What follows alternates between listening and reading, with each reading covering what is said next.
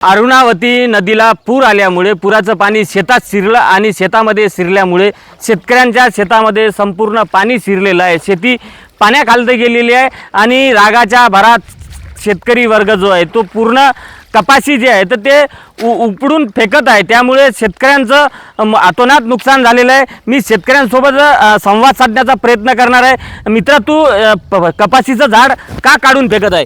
याला आता हे चौथ्यांदा पूर आहे आणि कोणी प्रशासनसुद्धा इथे येऊन गेलेलं नाही आहे। आता मला सांगा, तुम्ही याला काय लागणार आहे? हे चौथ्यांदा पूर आलेला आहे, कोणी याला बघायला तयार नाही आहे।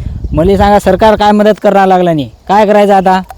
तुम्ही सांगा आता, सरकार कोणी म्हणतं 8,000 देतं, 8,000ला आम्हाला याला लावलेला खर्चसुद्धा नाही निघणार आहे, मग काय करावं? अशी परिस्थिती आलेली आहे, तरी कोणी आम्हाला याला बघायला तयार नाही आहे कोणी इथं।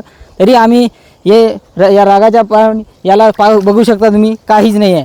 तरी तुम्ही सांगा, सरकार आम्हाला मदत करेल का? ही आमची इच्छा आहे की सरकारनं। तुमच्या शेतामध्ये किती एकर पराठी होती? आमची 4 एकर पराठी होती। 4 एकरामधून पराठीचा याला एक दाना बी नाही लागलेला आहे। आता तुम्ही सांगा आम्हाला, सरकार म्हणते 8,000 हेक्टरी देतो। 8,000 हेक्टरीमध्ये काय होणार आहे आमचे? तुम्हीच सांगा आता। कमीत कमी आम्हाला 50,000 रुपये हेक्टरी मिळाली पाहिजे अशी सरकारला विनंती करतो आम्ही। जर काय सरकारनं 50,000 हेक्टरी नाही दिली तर आम्ही आंदोलनसुद्धा उभं करू, हे आमची तयारी आहे, किंवा गळफास घेऊन आम्ही आमची आत्महत्या करणार आहे, हे सरकारला सिद्ध करणार आहे। नक्कीच हे आहे नुकसानग्रस्त शेतकऱ्यांचं दुखणं। त्यांच्या शेतामध्ये मोठ्या प्रमाणात नुकसान झालेलं आहे। शेतामध्ये पूर्ण नदीचं पाणी शिरलेलं आहे। शेतातील शेतपीक जे आहे ते पूर्ण पाण्याखाली गेलेलं आहे। त्यामुळे शेतकऱ्यांना हेक्टरी 50,000 रुपये नुकसान भरपाई देण्याची मागणी युवा शेतकऱ्यांकडून केली जाते। संजय राठोड, साम टीव्ही न्यूज, यवतमाळ।